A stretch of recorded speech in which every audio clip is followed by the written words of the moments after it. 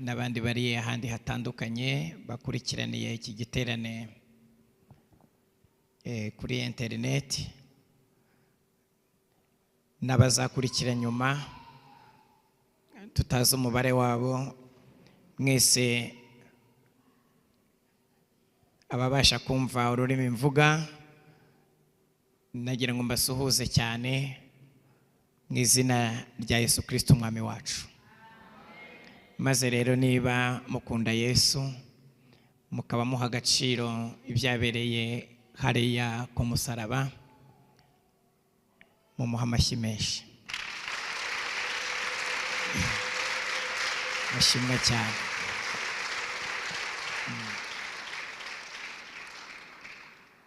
Dushimiye Korali Impanda bateguye iki giterane. Birumvikana atari bo bonyine, ahubwo hari n'abafatanyabikorwa, hari n'itorero, hari n'andi makorali ya hano. Uyu munsi rero nanjye nanezerewe kuba nahageze, nkahita nsanga korali nayo tini nayo iri kuri gahunda yo kuririmba. Namwe nari mbakumbuye cyane, nari mbakumbuye. Korali Impanda duherukana mu giterane hariya Rebero. Nagira ngo rero namwe mbaramutse. Mwari muri aho?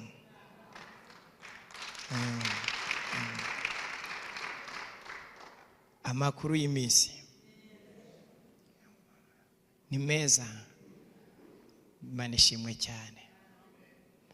Narebye iyi ntego y'iki giterane, mbona ibintu 5 tugiye kuganiraho muri uyu mwanya.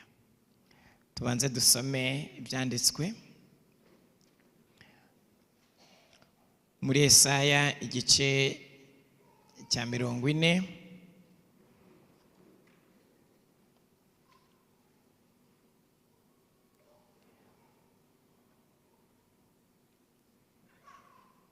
Niho hari intego. Abavugabutumwa batandukanye batumiwe bazaza kubigisha kuri iri jambo. Yesaya igice cya 40, turasoma umurongo wa 1, dusome umurongo wa 2, dusome n'umurongo wa 3. Nimuhumurize abantu banjye, mubahumurize, niko Imana yanyu ivuga.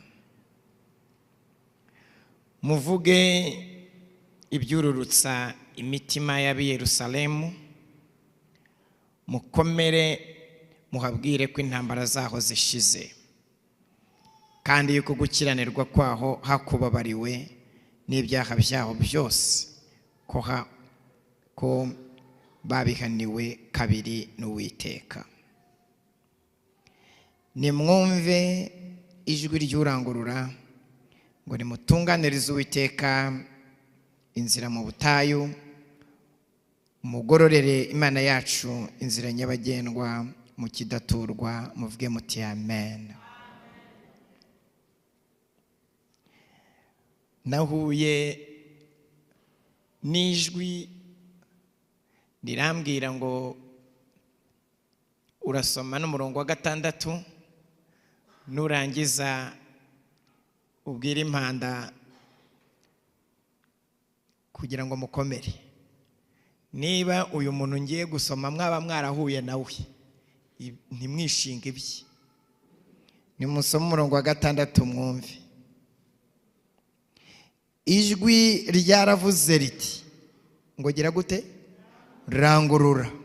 Maze habahubaza ati ndarangururira iki? Haba hari umuntu waba warabajije atyo?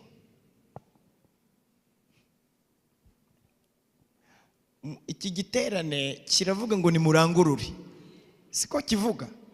Ubu rero hari andi majwi ashobora kuba aturuka no kwa Satani n'ahandi avuga ati ariko nk'ubu muri mu biki? Murarangururira iki? Ariko impamvu yo kurangurura turayifite. Umwami wacu yarazutse, ni muzima ubu tuvugana. Kuri iyi saha hari ibintu Imana yakoze bitwemerera kurangurura tukavuga ineza y'Imana. Niyo mpamvu rero wabaza ngo murarangururira iki, dufite ingingo zamubwira yuko hari impamvu. Nimumubona rero uyu muntu mumubwire yuko impamvu zo kurangurura zihari. Nizo nanjye ndi bubabwire muri iyi nyigisho. Kandi iyo usomye igice cya 41 ndizera ko mutarabumba Bibiliya nimugapfe kuyibumba uko mwiboneye, mu nyigisho mujye muyibumbura. Ngaho soma 41 umurongo wa 6 wumve. Ubundi iki nicyo cyagombye gukorwa. Umuntu wese yatabaye umuturanyi we akabwira mugenzi we akamubwira ngo iki, komera. Ibi ntabwo bisaba ko burangije universite, ntibisaba amashuri menshi. Kubwira mwene suti komera ni ibintu byoroshye, ni inyuguti nkeya, kandi izi nyuguti urazivuga bigakora. Ubu rero nibyo naje kubabwira, nimukomere. Haleluya. Yesaya 41 umurongo wa 10. Impamvu Imana tugomba guhumurizwa, impamvu tugomba guhumuriza abantu, nimuyirebe. Ntutinye. Kubera iki? Kuko ndi kumwe nawe. Nzajya ngira gute? Nzajya ariko hari nakandi, ntukihebe kuko ndi Imana yawe. Nzajya ngukomeza. Byashimangiwe ni koko. Nzajya ngutabara kandi nzajya nkuramiza kuboko kw'iburyo, ariko gukiranuka kwanjye. Buretse urebe ingorane rero. Dore abakurakariye bose bizabagendekera bite? Bazakorwa n'isoni bamware. Abagutonganya bizabagendekera bite? Bazahinduka ubusa ndetse bazarimbuka. Abakugisha impaka uzabashaka ubabure, kandi abakurwanya bazahinduka ubusa babe nk'ibitariho. Kuko njyewe Uwiteka Imana yawe nzagufata ukuboko kw'iburyo nkubwire nti witinya, ndagutabaye. Mu Imana amashyi n'ibyo ngibyo. Tekereza Imana kubitekerezaho neza ikavuga ndamutabara nanamufashe. Kuko hari abantu bashaka guhirikira mu mwobo, Imana iti ndabanza mufati, ubundi mufate ukuboko kw'iburyo mpite mubwira ngo witinya, ndagutabaye. Kandi abantu barenganye n'abantu babuze gihumuriza nabo Imana yabibutse. Murebe umurongo wa 17, murebe ikimana bavugaho. Bibiliya yavuze ngo abakene, muvuge n'abo abantu bakurikiraho, n'abatindi bashaka amazi bakagera gute? Bakayabura, ururimi rwabo rukagumwuma. Jewe Uwiteka nzagira gute? Nzabasubiza. Njyewe Imana ya Isiraheli sinzabahana. N'abakene, n'abatindi, n'abatazwa amazina, n'abashaka amazi bakayabura. Ibyerekeranye n'icyayi na za yawurute bo ntibabitekereza. Bo n'amazi nabo barayabura, ariko Imana nayo yabibutse muri iki giterane izabasubiza.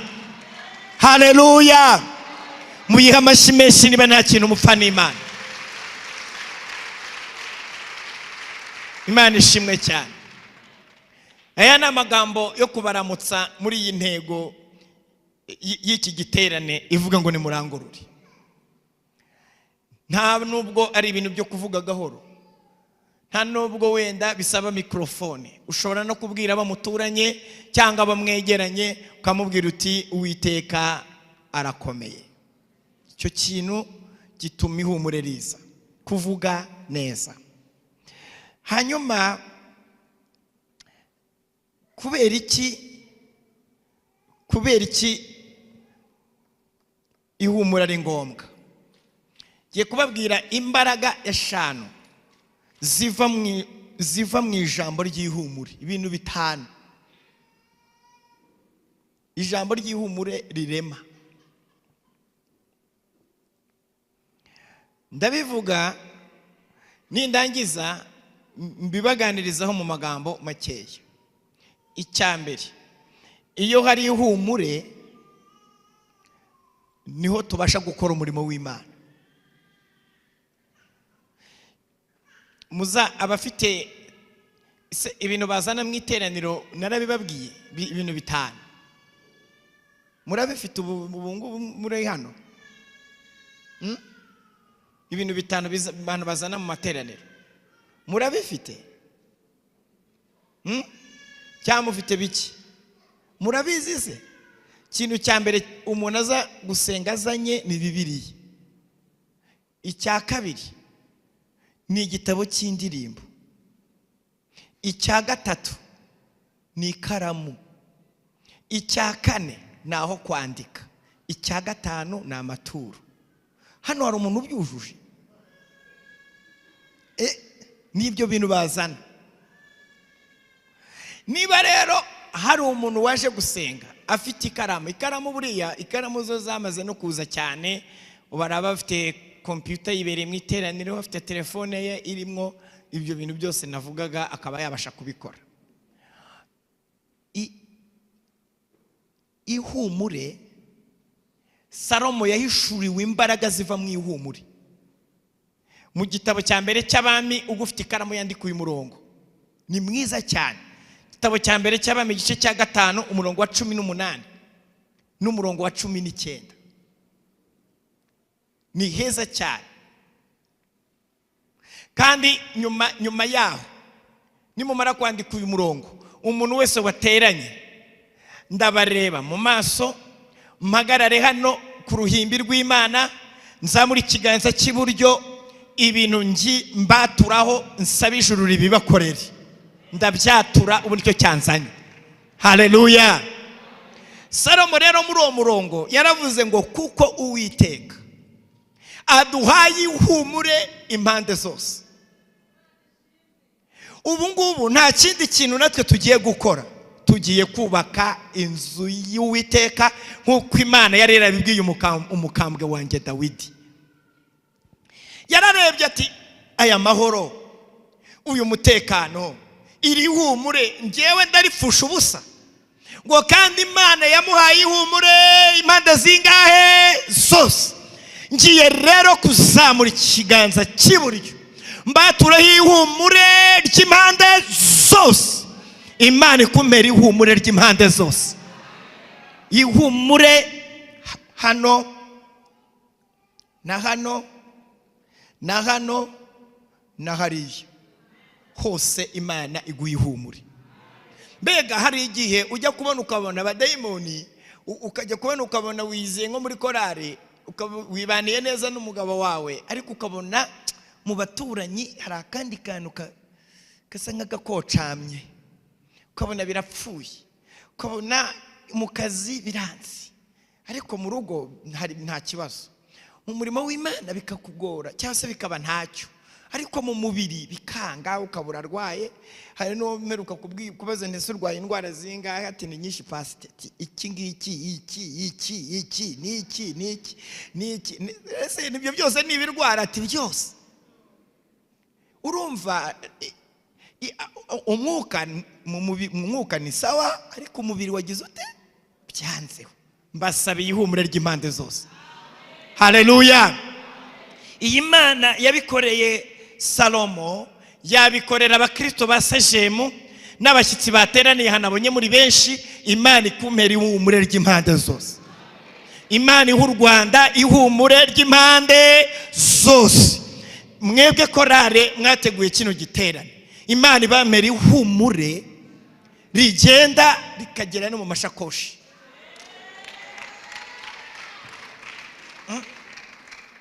Mwari muzi ihumure ryo mu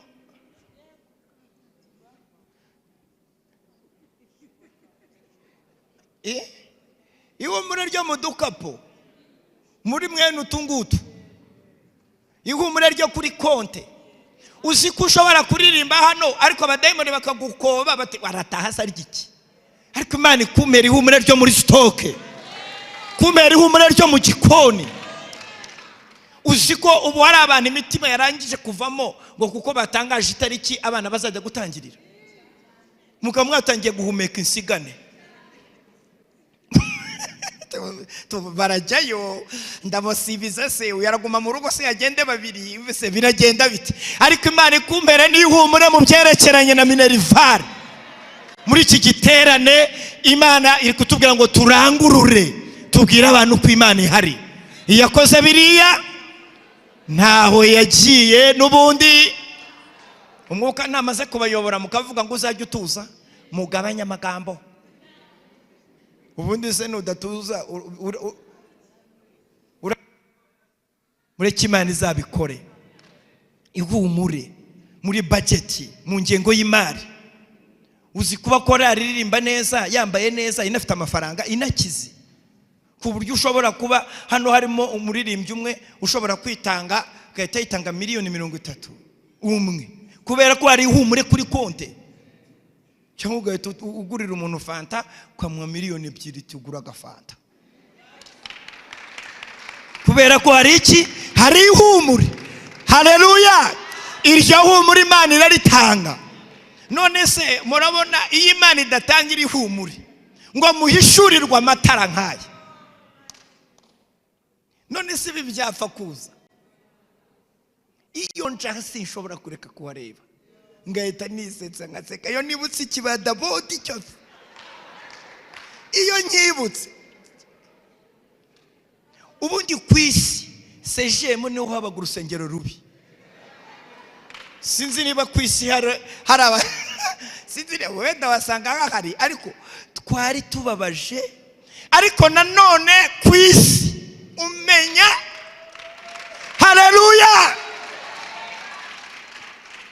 ubu mwari muzi ko hari abantu ejo bundi nari ndimo numva mbumva bakagira ngo rose impazi ngo sejemu bivugisha ndavuga ni yaba mwari muzi ko mpazi ubu rero ngo bazajya bose baza gukora urugendo shuri hano bareba urusengero ruberanye n'igihe muhimbana amashyi y'abakora ikintu gikomeye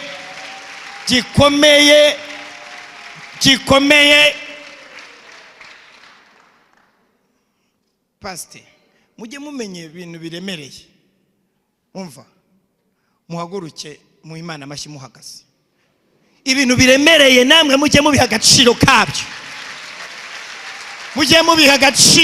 kabyo haleluya mwongere mwicarire Imana ibonye ko tubihaye agaciro kabyo ubu nk'ubu bari gufunga sejemu bakazadufungurira ryari iyo tuza kuba turi murabona bari buzafungure ryari se mwari gucumbika muri tore nukuntu mungana amateranira biraba yuzuye ahangaha ubu n'amakorari yahangaha angana kumungana koko ubu ni retorero ryaba icumbi koko ariko ni murebe Imana yanjye Imana ibaho umugisha yongera umugisha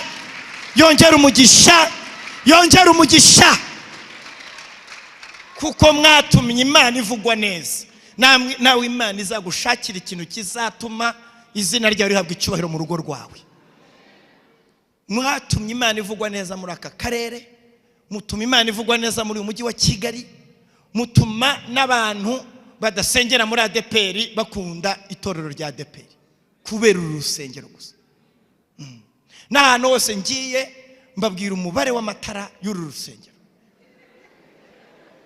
sinzi niba mutarashyize mwayandi hari igihe mbona ari utwakiramo hariya nari kubura tura pastor rero tumbwiye nk'akariya kakagute ikigepfo n'ikijyaruguru ndiba ukuntu kameze kariya kantu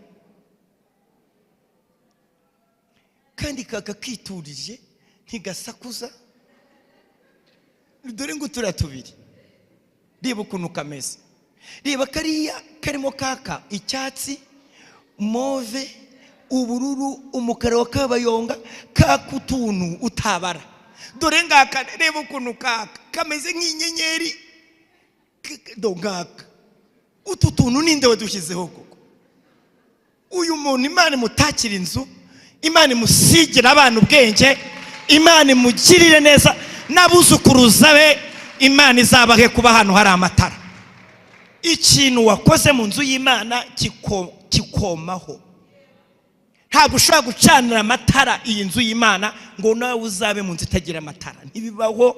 Iyi Imana yacu dukorera izi guhemba. Nari mbasabiye iki rero, ngiye kongera ngishimangire. Imana ibaha ihumure ry'impande zose. Haleluya. Iguha ihumure no mu bana, naho washatse, naho wavutse, no muri bene wanyu, no muri bakuru bawe, no muri bashiki bawe, no muri ba onkere banyu, n'abari abatajya bakuvugisha. Imana iguha ihumure kuri bo. Haleluya.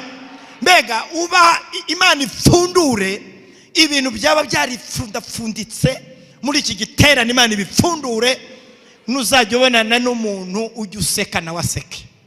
Ngusabiye iryo humure.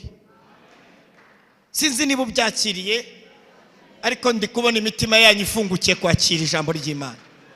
Haleluya. Icya kabiri rero, kugira ngo mutantinza kandi nshaka kubabwira n'izindi ngero ebyiri. Ihumure, ubwo ikintu cya mbere sinzi niba mwagifashe. Ihumure rituma dukora umurimo w'Imana. Iyo hari ihumure duhita dutekereza icyo gukora. Icya kabiri, ihumure rihagarika amarira bikazana ibihe by'umunezero. Mbega ushobora guhura n'umuntu arimo arira ukamubwira ngo humura, iryo jambo gusa agahita yihanagura. Agahita yihanagura gutya, agahita gusubirishamo ngo umbwiye ngo iki, ndakubwiye ngo humura. Urabivuze se? Ndabivuze. Hari abantu bahungabana ikintu kimukiza gusa ari ijambo ryiza. Nta kindi akeneye ijambo gusa. None rero ngiye kubibabwira. Niba ari n'ibyagukomerekeje, niba ari n'umuntu wakubwiye nabi, ndakwibwirira neza ndinde ndangiza. Humura. Urumva byinjiye? Hari ukuntu umuntu yumva akantu ugahita wumva ko po kikubisemo neza, ugahita wumva karaje. Humura. Urumva bimize neza? Ubwo rero wakubwiye ngo uzakubitwa n'inkuba ngo y'icyatsi itagira amazi, ngo urakagwa mu ziko, ngo uzikorera inkono ishushe, ngo uzafuta byaye, ibyo bigambo bye kuba na zeru, ushyingure, ubundi ugendere munsi y'umusaraba wa Yesu. Iyakuremye ifite gahunda, iyaguhaye imisatsi itazi umubare, iyaguhaye amenyo 32, izi ni mucero uzarya. Humura. Ni wowe wiremye se? Uwakuremye afite gahunda. Haraguterera icyo ubwoba ko bazaguteza icyamunara? Nta cyamunara bazaguteza, ahubwo uzafungura indi kampani. Ntundi kuvuga neza ko bidahenda abantu kuki batabikora. Nkubwiye neza, uzarame utaha ubukwe bw'umwuzukuru.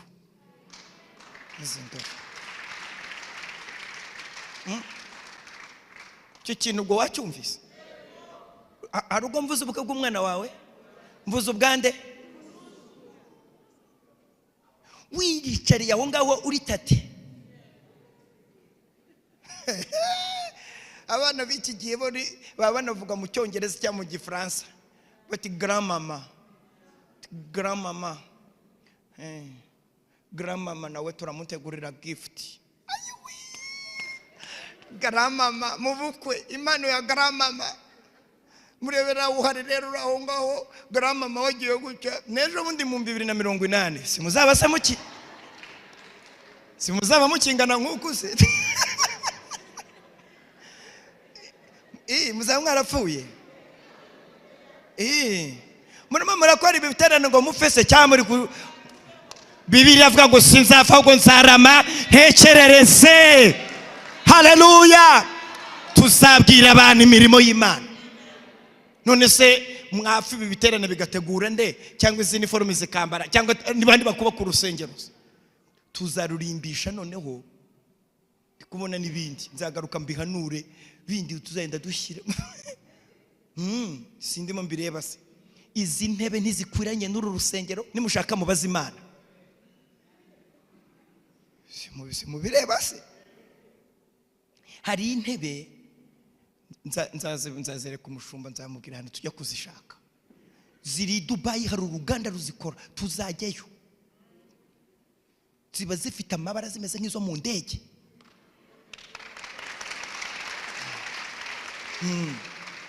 Muzizanire hano noneho abantu noneho bavuge bati umva ukicara gusa uhita wuzura umwuka. Ubundi Imana irashaka ahantu heza tuyisengera, dusa neza, twambaye neza, turi heza, nayo dukorera ibyiza. Haleluya. Umunsi mwazikizemo muzareba, hari n'abaguye bazabyuka, hari n'abadasenga azavuga ati ndigira sejemu. Ubundi mukore protokole nziza ku buryo azana imodoka ye yayizana itogeje, tukashyiraho abantu bayoza, tukahita tuyoza, tugashyira protokole mu rwego rwo hejuru. Yazana umwana we akaba hari abantu bahita bamufata, tugahita dufite n'ibitanda by'abana. Tuti we ntabwo se muri mu byumva, ubu ngubu ndi mu byumva se. Imana izabikora, muzabireba. Uru rusengero ruzirukana abadayimoni na se wabo na nyina wabo na nuza wabo. Mbega Imana izahabwa icyubahiro muri umujyi wa Kigali.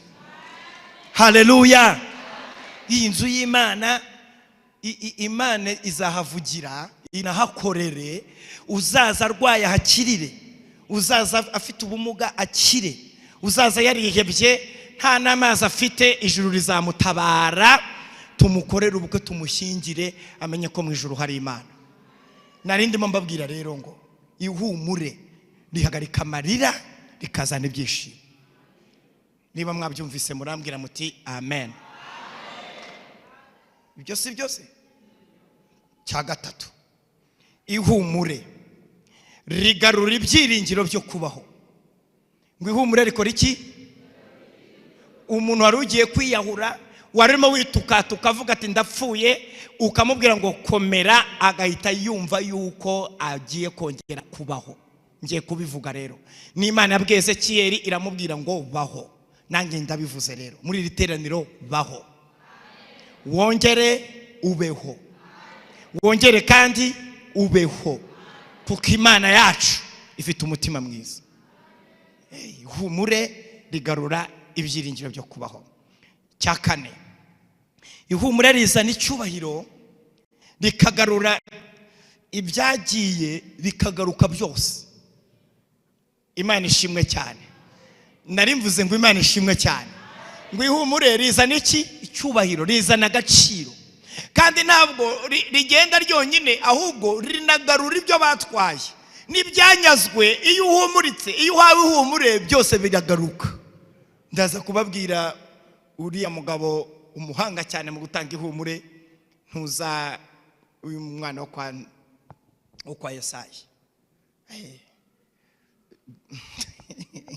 Ntimumuzize, uyu nguyu ufashwa akabyina Dawidi. Ni umuhanga cyane mu guhumuriza, kuko nawe azi ukuntu kubura ihumure bimera. Yabuze ihumure rimwe gusa, ariko azi ukuntu guhungabana ari bibi. Amaze kugera ibwami ahita avuga ati nanjye ngiye gushaka umuntu mpumuriza. Ahumuriza uriya mwana wo kwantuza Mefibosheti, aka kana kari kamugaye ko kwantuza kwa mushuti we kwa Yonatani. Urumva ko mubizi. Si yamuhumurije? Yaramuhumurije. Umugabo yarazi ko byarangiye, noneho agiye kubona biratangiye. Kandi muri Palais Royal, mu nama ya mbere Dawidi yakoresheje akiri umwami, yahise atekereza ukuntu ubwami bwamutunguye. Uzi kuba umwami bakwibagiwe, wowe ukaba umwami bari bakwibagiwe mu birori by'iwanyu. Tekereza ibirori by'iwanyu, bakajya kwimika umwami ntibanakubwire, kugeza no ku rwego bari bagiye kurya batamubwiye. Ese nka buriya ari butahe bakamubwira ahe makuru, kamubwira bati rega hano wavuye umuhanuzi, tubu byarangiye, Eliyabu yabaye umwami. None se ko mutambwiye nanjye nza muri fete kugira ngo Felicite Garafurere? Bati yati wowe twashimye kuguma mu ishyamba. Tekereza, ntibanamutumaho, baramwibagirwa.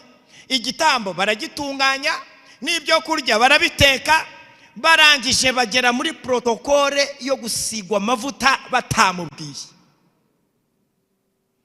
Umwami ari buve mu rugo umwana atabizi. bagiye gusuka amavuta. Imana ndagira ngo muri iri teraniro mbabwire ikintu gikomeye mu itorero, mbabwire ikintu kizabasindagiza kikazatuma murangiza urugendo neza. Imbaraga z'umwuka wera. Umwuka wera acunga iyo mirimo. Samweli agiye gusuka neza, yari yacuritse neza agiye gusuka. Umwuka wera arabikontora ati sigaho garura. Namugaye mubwira haguruke. Yumva ijwi rivuga ngo reke. Ubuse bipfuye bite? Iri yabo ntiyayoberwa ntiyabyumva ati tugose tiyimbariza iki cyo dupfuye. Yangaraga gupfukamuka ngo bongere bayibaze. Urapfukamuka burandi yawe.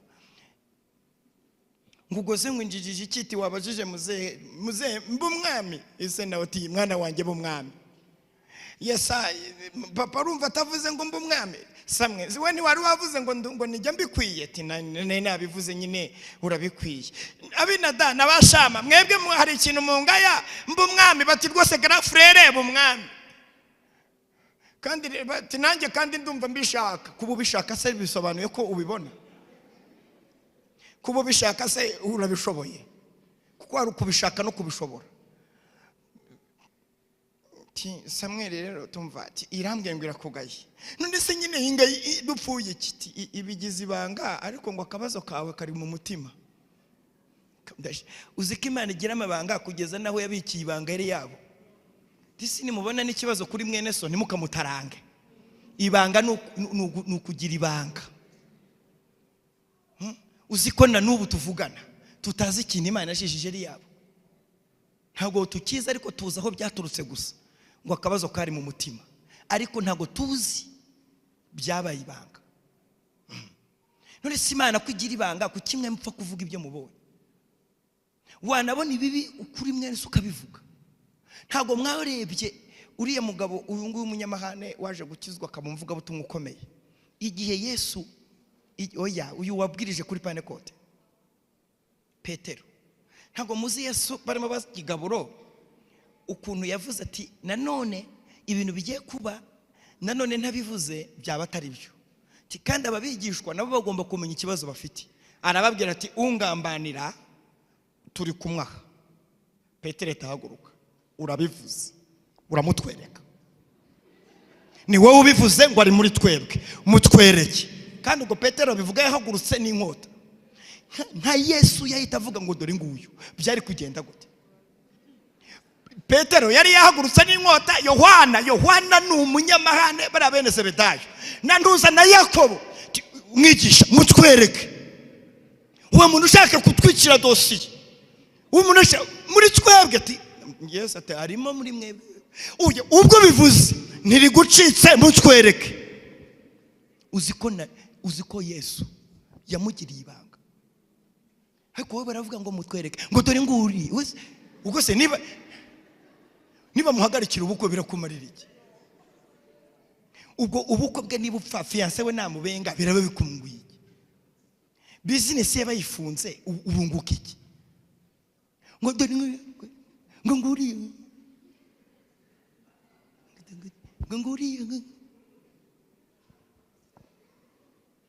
Sarabareba ati mubabwiye aba bantu atabamwicereka mbihorere. Amugirira ibanga kandi agifite icyaha. Na Yesu ni Imana yagiriye ibanga eri yabo. Bose igende bagirira amabanga. Na n'ubu twese Imana yagiye tugirira ibanga. Ubu wari ibintu Imana yagiye kugirira ibanga. Ibishize ahabona ntiwabona aho wicara we. Ariko Imana imbabazi zayo zishimirwe muyimpera amashyi. Imana ni inyebanga. Yabagize ibanga bose biranga. Kugeza aho Samweli avuga ati kuva nabaho sindavangirwa bene aka kageni. Yesaya abana naba ngaba naba ati aturebye naba ariko hari akandi iyi ariko urumva yari yamwibagiwe. Ati hari akandi kagahererezi ka Samweli yumvishwe rivuga ngo hidupfundikira amavuta yabike dutegereze uwo muntu. Imana ibyawe izabipfundikira izabigucungira n'akazi kawe ntawe uzagatwara, izabihagararaho, bazajya kubirya ipfundikire igucungire. Ndimupfundikire. Uzi ko bahise bavuga muri protokole ngo niba umwami abuze ngo noneho tujye kurya. Samweli ati turarya aje, Imana izaguhagararira ku bintu. Bamutumaho, akihagera ataranicara, niwe muntu wabaye umwami bimutunguye atanakarabye n'isinde atakarabye atashokoje. Tekereza umuntu utazi n'ibyo ari byo, umva habe no kwiborosa, akiri numva isinde, inkoni, urume, birya bintu byine byose atazi n'ibyo ari byo. Mbega we yari yibereye mu ishyamba, akigera ku marembo, muvuge cyane muti amen, akigera umwuka w'Imana dose tayegura, Samweli yuzura imbaraga ati ni uwo nguwo. Haleluya we, haleluya. Biba biramutunguye, ntazi ibyo ari byo, ntaranaramukanya. Baramubwiye bati dutinza aha kubera wowe, pfukama amavuta yose na yawe. Bayamusukaho imbere y'abakuru. Mbabwiye ikintu cyahise kiba, ayo mashi mwahita muyongera.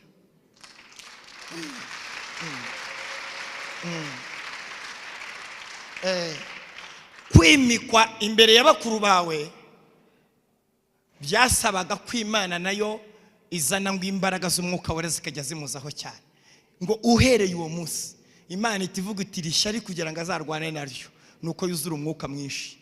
Karero mbabwire, mbibahanurire, mbibatureho turebana amaso ku maso, Imana ibampera imbaraga nyinshi z'umwuka kugira ngo mubashe gukiranuka muri iyi minsi ya nyuma y'imperuka. Ibampera imbaraga nyinshi z'umwuka, kuko nicyo kintu Imana ikurikiza abo yimitse, ibaha imbaraga nyinshi z'umwuka. Bazana ibigeragezo byinshi, Imana nayo ikazana imbaraga nyinshi. Nari mbabwiye cyakangaye ngo naryo kizana iki, ngo kizana iki, kizana icyubahiro, kikanagarura ibintu byagiye. Ihumure rizana icyubahiro. Dawidi rero yibuka ibyamubayeho akigera muri Pareruwayari. Inama ya mbere ahita hamagara ibyegera n'abantu bari bashinzwe amakuru bose ku ngoma ya Sawuli, arababwira ngo haba hari umuntu waba yarasigaye wo kwa Sawuli ngo mugirire imbabazi z'Imana kubwa Yonatani.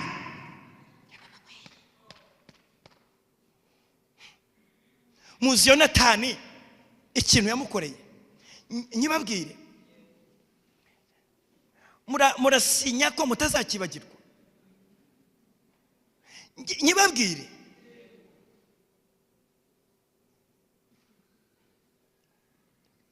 kanze mbarebe mu maso, nimbona mbizeye ndakibabwira, nintabizera ntago nyibabwira. Kundabanza menye niba mutazabifusha ubusa. Bimenya hari abantu tubwira ibintu by'umwuka bakabita. Hano harimo umuntu uri mushidikanya. Murebe noneho ndumva mbizeye. Murebe igitabo cya mbere cya Samweli igice cya 23 umurongo wa 16. Buri wese asome Bibiliya ye.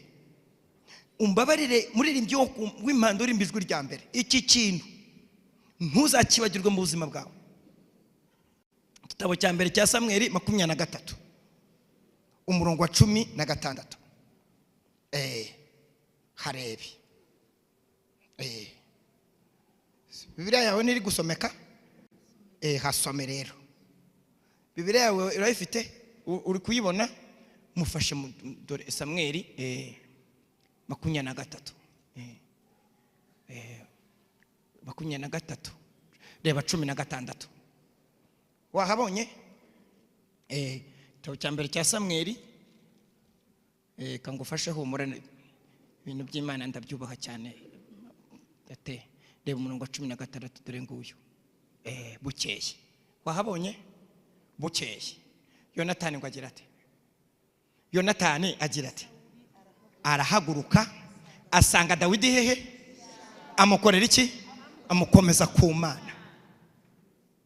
Uzi kubona umuntu gusanga mu ishyamba, abantu babumva bagusanga mu makaro, bakagusanga mu anniversaire na bya bindi mujya mwita ngo baby shower, ngo bride shower, ngo house shower, ngo sinzi ibintu ibintu muba murimo, biriya bintu muba murimo bya shower. Nibyo abantu ngo baba bumva bazamo. Uzi kuba warwaye ibisebe byatonyaguritse ukabona umuntu araje noneho ntacyo kurya ufite, urindushyi nk'aba bandi twasomye muri Yesaya, ukabona aka message karaje ngo wareba muri message ugahita ubona ni 450 bihura no kwishyura amezi 3 y'inzu n'umuceri n'inyama n'ifiriti na kawunga na gaze mazi byose cyane. Ye baba we, n'ishyamba urwaye wabuze no kwishyura ibitaro, ukajya kubona ukabona intumwa y'Imana iraje. Atari bamwe bagusanga ngo wambaye neza, ngo urasa neza, ngo warabyibushye, ngo usigaye nguri ikintuze ngo kikiyobe. Haya pani byo. Ahubwo mu bibazo mubona abantu mwebwe. Mu bibazo hari abantu bafa kubona. Mu ishyamba wafa kujyayo. Ariko Dawidi yahaye agaciro Yonatani kintu yamukoreye. Mu ishyamba bose banze kuza. Yonatani aravuga ngo nta mpamvu, ahaguruka muri Parero yare, kandi yaravuye mu nama ya Sawuli. Arangije ati ngiye kureba Dawidi, mubwire yuko Imana ihari. Ye baba we, haleluya. Ngo aragenda mukomeza ku Mana, aramubwira ngo uzaba umwami, kandi nubwo data arimo kurwanya nawe arabizi. Muhe Imana amashyi. Hari abantu kadusenge cyo tusenga Imana mutahi. Ni mutaha saa 3 ndabona z'ibinota 15, reka nkoresha 5 mwitahire, sibyo? Amukomeza hehe. Arangije rero nawe ati nta muntu waba warasigaye ngo mugirire neza ku bwande, mbasabiye kutazibagirwa neza mwagiriwe. Dawidi yazirikanye neza yagiriwe. Amakuru rega bazwi. Mugabo witwa Siba nawe atera agatoki ati arahari nyakubahwa, arakana ko kwa Yonatani kitwa Mefibosheti kariro de bare kwa Makiri. Hari ukuntu rero babivuga ukagira ngo arakuvugiye, ti karahari ka tariko ti aramugaye bari babimubajije. Ibyo bintu bongeraho ninde ububabwiye kubyongeraho? Ibintu mwongeraho we babajije umuntu wo kwa Yonatani uko ameze, barabikubajije. Kuba mugaye ubyongereyeho iki? Uzi impamvu yabishyizeho? Nuko yarazi ko umuntu ubana n'ubumuga atemerewe kwinjira muri Yerusalemu. Hanyuma Siba yirengagiza ko aho umwami ari aba yicaranye n'amategeko yose. Ibyasinywe afite ubushobozi bwo kubisinyura agashyiraho ibishyashya. Twicaranye n'umwami hano w'abami, haleluya. Ufite ubushobozi bwavuguruza ibyo bashyizeho byose agasinya ibishyashya. Yibirengagiza ko umwami ashobora guhita ategeka ko n'ufite ubumuga yemerewe kuza muri Yerusalemu. Yirengagiza yuko ukuriye amategeko ahari. Hari abayashyiraho, hari n'uyaruta. Mvuze ngo iki? Hari abagira bate, hakaba nande uyaruta. Ibyo kuvuga ngo none se ngo ubwongo ko bari baramukatiye ngo ubwo ngo arafungurwa ate? Hari umugabo uvuga bya bindi byose urukiko rwamazamo imyaka n'imyaka, ijambo rimwe gusa. Muvuge mu Cyongereza every day. Ibintu byanyu murya rimwe mu kwezi, ukarya neza gusa nka 2 mu mwaka. Every day uzajya mukamureba uko bategura, uzajya yurebe. Mubona babyibuka bararya, ubona bagira umubiri mwiza, ukayabona nk'agahinja goye. Buri uzarebe n'amavuta bashaka kutisiga, bubisiga mu nda. kwisi bisi barya neza bigatunga barya neza ukahorana kabiri gake. Ubu nakubwira indyo hano warya ugahora mu maso hakeye kandi ibintu byerekeranye no kurya neza muzabyubahe korari Impanda, muzabyubahe biri biblique. Ibintu byo kurya neza Imana yacu ibiryo irabyubaha cyane. Muzajye muri ibintu birimo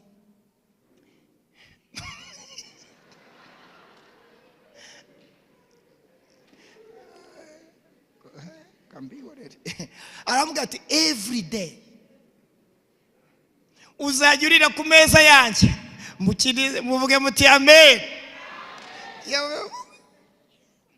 None se ubwo kwa mugaye aramugaye nyine bazajya bamuterura bamushyire bamukorere n'akantu kandi babanza kwambara kugira ngo abanze amenye uko ubwami barya. Ntabwo ibwami bahera ku biryo binini, barya bategura kurya. Wowe urahagera ibwami cyangwa mu bakire bakakubwira ngo ntibararya kandi bari kurya, kuko bazana ibisorori by'ibisupu by'ibipotaje ngo ntibararya, burya baba batararya. Noneho ubwo ibyo bisupu iyo bivuyeho bahita bazana ibyatsi, bino bintu by'ibisarade, bino bidatekwa, ugasanga byose bagiye babikoraho ibintu by'icyatsi. Biriya bintu bigira ubuzima, muzabaza Imana. biriya bintu bidatekwa, biriya bintu by'ibisarade, kandi ugasanga bagiye bakatiramwe amagi.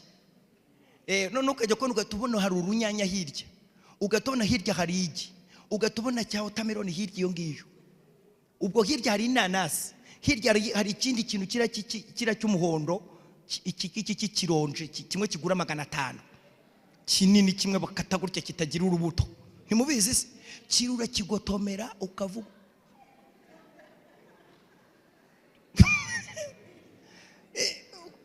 kufite nk'iki kintu cyabagaye biri muri alimentation, ntabwo hano bapfa kubikura heza. Hirya ubwo hakaba hari kimwe cya pome, ubwo kandi ntibararya. Iyo barimo barya ibyo baba batararya, kandi noneho barimo bararya. Imana ikumpere kurya utararya utegereje. Muri iri humure rero Imana itanze muri iki giterane inabafungurire ibyo kurya. Haleluya. Kubera ko Bibiliya yavuze ngo muhumurize abantu banjye, mubahumurize. Ni itegeko twahawe n'Imana, ntabwo ari amabwiriza y'itorero. Imana niyo yabivuze, muhumurize abantu banjye, mugire gute? Mubahumurize. Ngo noneho muhagarare mushikamye, mubabwire ngo intambara zaho zirashize. Imana ishobora kurangiza intambara n'ibibazo n'indwara byose igapfunyika ikohereza. Mwaba mubyumvise ngo mumvugire amen. Ihumure bigacurama rero. Wa wundi wavugaga ngo aramugaye, Dawidi ahita amubwira ati ni wowe wavuze ngo aramugaye, fata isuka n'abahungu bawe 20 mujye muhinga imirima. Iyo wifuriza umuntu ikibi kibanzi wawe. Iyo wifuza ibyiza ku bantu, ibyiza nabyo bibanzi wawe. Mwifuriza abantu ibyiza, namwe Imana izabibaha. Haleluya. Si bitanu sinabibabwiye. Cya gatanu rero, ihumure rya Yesu ridukiza abafite amabuye n'abitwaje amategeko kutwicisha. Naha nshoreje rero. Ngo ridukiza iki?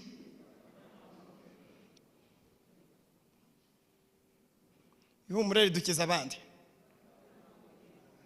n'amategeko yo kutwicisha.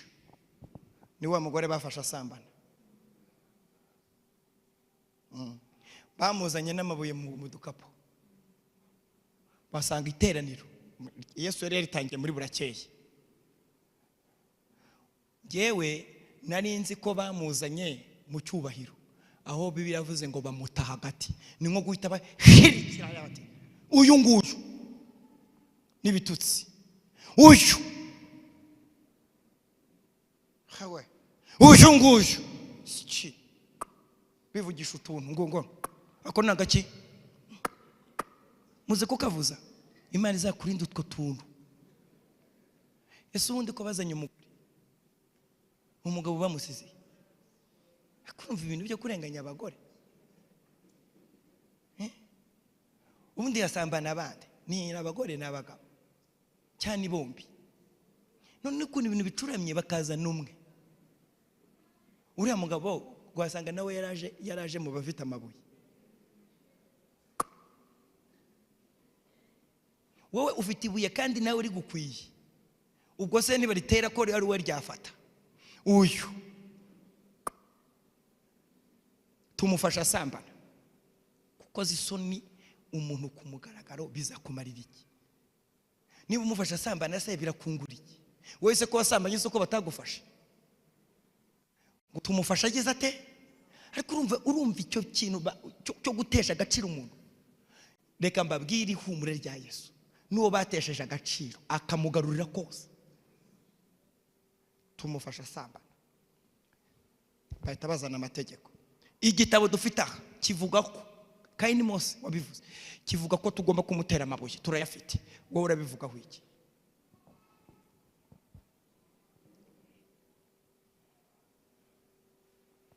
Leta yandikira hasi. Yesu ni mwiza. Yesu warakoze kudasubiza, warakoze kwitwara neza muri kiriya kibazo. Mana uko witwaye neza muri kiriya kibazo mwami aba ariko witwara neza mu kibazo cy'uyu mukobwa uri muri riterane. Ngiye kubabwira Yesu ikibazo cyawe akitwaramo neza. Ukimuhe muri umugoroba azakikurangiriza neza. Niba nazana imbere ya Yesu, niba nakugeza imbere ye bazi ngo urapfa, nta wigeze agera imbere Yesu ngo ahagwe. Yiyandikira hasi bakomeza kuvuga ngo kutavuga kuko ntago wumva. Aya mabuye tuyarekure cyawe tuyarekure. Yumvise batangiye kumusakuriza arababwira ati utarakoze icyaha nari muteri. Arongera ndikira hasi ngo bihera ku basaza. Niba abasaza aribo bagira byinshi ariko impamvu imyaka yabo ingana n'ibyaha buranga abantu bafite imyaka 12 bafite ibyawe nda 12 13 13 12 15 30 30 40 reba abasaza barasanze bati baba we ubu muteri we aya ntaboye namutera ndeka njyane uyarya uzari mutere wowe. Umusaza barakomeza abandi batumva ati nanje iyo atavuga ririya jambo nari kuri mutere ariko muhe Yesu amashi yavuze ijambo rituma batadutera amabuye. Haleluya! Yavuze ijambo rituma batahana amabuye yabo n'amategeko yabo akocana. Yubuye amaso asanga asigaranye nawe wenyine. Arambwira ati bagiye babandi. Wa mugore ati ndabona ntabo. Timva rero nkubwire nanjye sinshobora kugucira ku iteka. Iryo jambo yamubwiye mu mpere Yesu amashyi.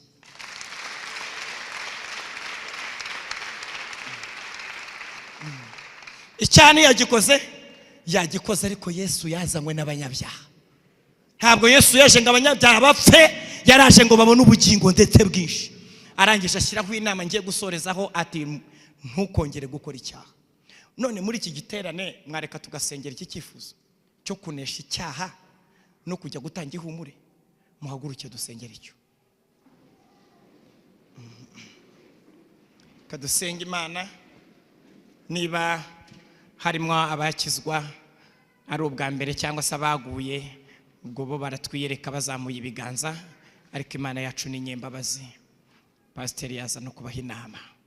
Reka dusenge. Mana data wa twese uri mu ijuru, ijambo ryawe ni rizima kandi ijambo ryawe rirakomeye. Ijambo ryawe ntabwo twamenya ibiro rifite, ntabwo twanamenya imbaraga zaryo. Ijambo ryawe rirakomeye cyane, riri mu ihumure ryuzuye, riri mu ihumure rigarura agaciro, riri mu ihumure rizana ibintu, riri mu ihumure rihanagura amarira, riri mu ihumure rituma dukora, riri mu ihumure rituma umunezero uza, riri mu ihumure rituma tubaho, riri mu ihumure rituma tutakongera no gukora icyaha. Niyo mpamvu usengeye abantu bose twari kumwe muri iri giterane muri aya masaha y'umugoroba, amagambo yatangire kuvugaga dutangire kubihindura, duhumuriza abantu b'Imana, tubahumurize.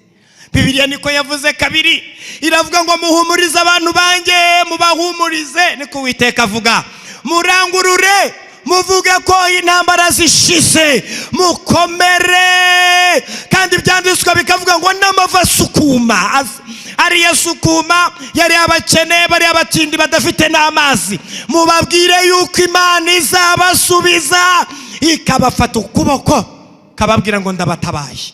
Iri jambo turaryakiriye n'imitima yacu inyuzwe myiza.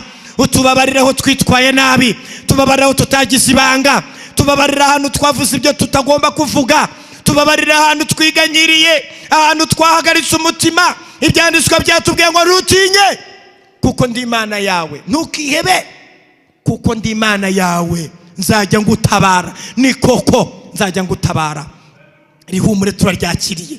Sengera abagabo bari muri iki giterane kugira ngo bakirire ihumure, iri humure ijuru ritanze. Abagore bakirire ihumure, abasore n'abakobwa, aba n'abatoya, abari bihebye, uwumva yakwiyahura, abumvaga bagiye gufata ibyemezo bibi, abumvaga bagiye kuva mu murimo, turabasengeye we Uwiteka tubatize mu Mwuka Wera muri iki giterane.